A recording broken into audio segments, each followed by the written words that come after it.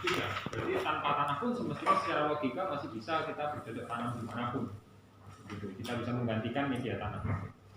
Nah, karena prinsip utamanya adalah air tadi, maka mungkin di pertemuan di materi sebelumnya sempat Bapak Ibu langsung praktek membuat medianya ya, melarutkannya ya. Nah, urut-urutannya, bagaimana itu dicampurkan, itu penting karena nanti semuanya harus terlarut dengan baik di airnya. Kalau salah-salah nyampur, kemudian muncul endapan, tidak terlarut dengan baik, berarti tanaman ini tidak dapat nutrisi sebagaimana mestinya. Harusnya dapat 10, kepotong kena 8 gitu misalnya. Jadi karena air tidak larut. Nah, karena tadi semua konsepnya masih bergantung pada air. Lalu kenapa ya hidroponik itu dipilih? Nah, dari segala macam aspek kita bisa tinjau.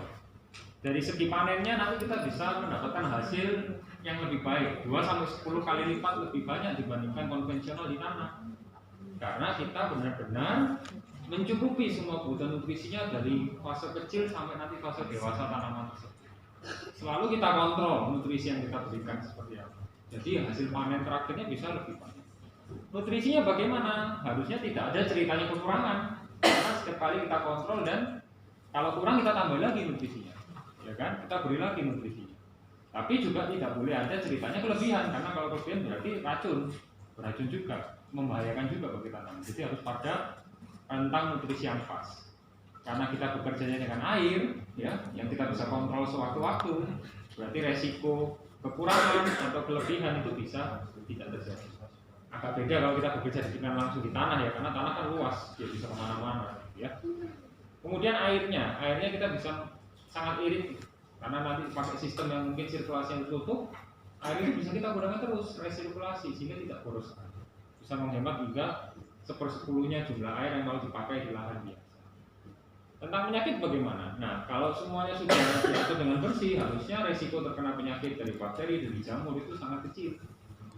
Nggak seperti kalau di tanah. Kalau di tanah kan bisa terpapar manapun ya, dari air hujan juga bisa, dari air tanah juga bisa. Jika resiko disease, penyakit maupun gulma itu juga bisa diminimalisir. Ya. Kualitas, karena tadi kita sudah menjaga semua asupan nutrisinya, hasil panennya bisa seragam dan bisa bagus.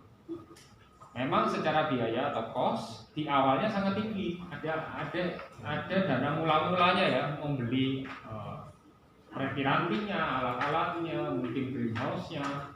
Secara awal modalnya cukup tinggi, tapi berikutnya kalau ini bisa di-maintain terus dijaga, maka ongkos produksinya akan rendah semakin lama itu berlangsung. Dan tentang nanti kedewasaannya dan lain sebagainya tidak tergantung ke situasi di luar, karena kita bisa mengontrol situasi di dalam greenhouse itu dengan baik.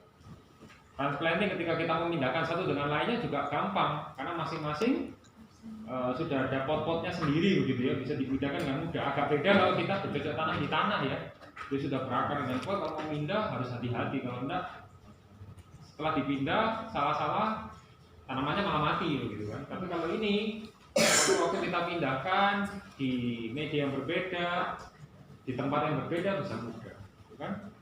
Dan secara faktor lingkungannya pun aman gitu, karena lingkungannya juga tidak gabung dengan lingkungan aslinya ya, karena kita pakai sistem tersendiri, sistem hidroponik. Jadi tidak membahayakan lingkungan sekitar.